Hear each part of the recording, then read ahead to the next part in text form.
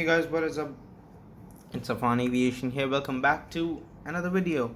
Today, once again, a model review of a aircraft, one of my latest additions to my collection. A very special, a very rare model. You don't see many companies making this. Herba makes the Antonov. They've made the Antonov 225, but that was not available. I really wanted that aircraft, but was not available. So when I saw that Gemini had released this one, I was like, it's an Antonov, it's a small brother to the 225, so why not, why not get it? Anyway, let's get started with the review for this aircraft. And so starting off with the box, here on top we've got the Gemini Jets logo, made for collectors by collectors, an image of the aircraft, Antonov 124-100, Volga Dnepr, 1 to 400 scale die-cast model aircraft, look and side tab on the bottom. So the box is a bit damaged, but that's not a problem because the model was fine. Once again, 1 to 400 scale die-cast model. You can pause to read all of this. Once again, an image of the aircraft and the aircraft model. Here and this side. The pretty standard Gemini Jets box, nothing different, nothing special.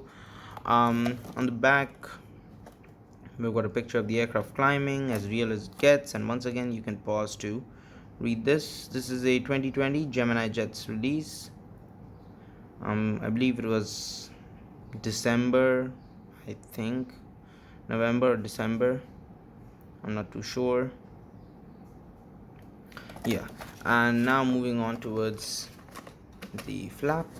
This is where your model would be and the tray would be. I've just taken it out because the model is already out. You can pause to read these specifications for this aircraft. I'm just going to read a few. Like, the delivery date for this aircraft is September 1996, which makes it around 25 years old.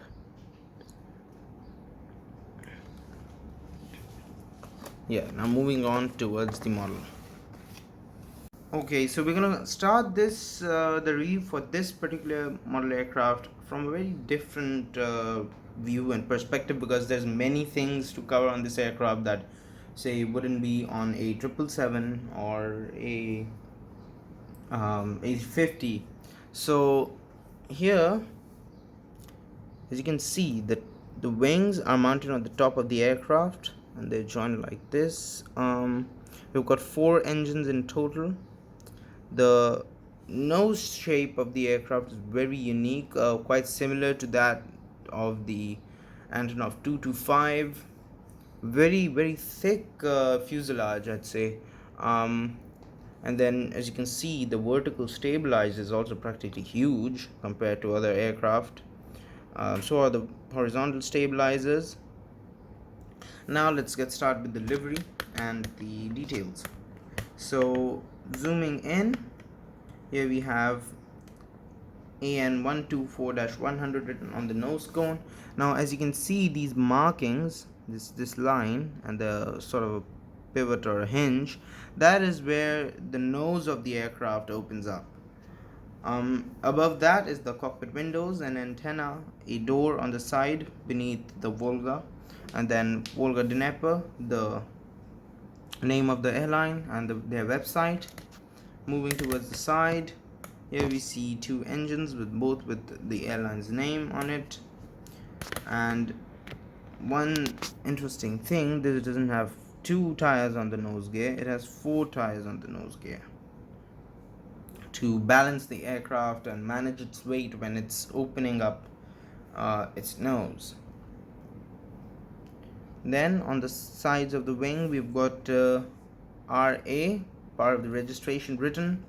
We've got the red navigation light, and then we've got the flaps and spoilers, huge ailerons on the side, and then an emergency exit door, Volga Dnepr written in Russian, I think. We've got RA82078, the registration for this aircraft. Then we've got the vertical stabilizer and horizontal stabilizers. So the tail with what I believe to be the Russian flag. It is the Russian flag, in fact. Moving on to the other side of the aircraft, it's pretty much the same here, nothing different. Once again, the line for the nose door. We've got same two engines. We've got the second part of the registration written here, which is 82078, and yeah, that's pretty much it. As you can also see, I'm gonna pick it up a bit. The main landing gear is also very different from conventional aircraft.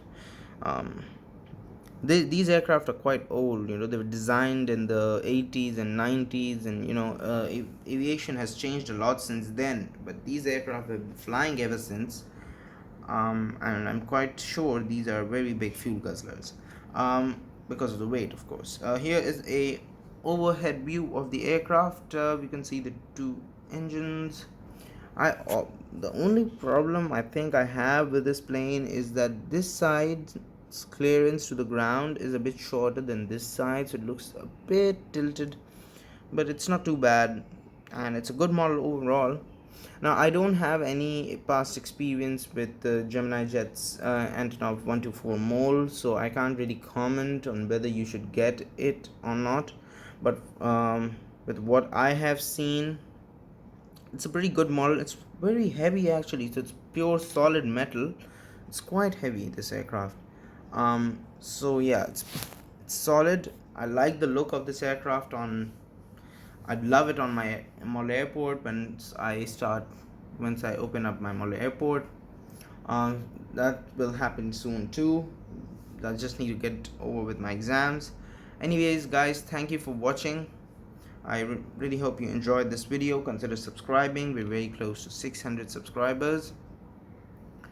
And bye.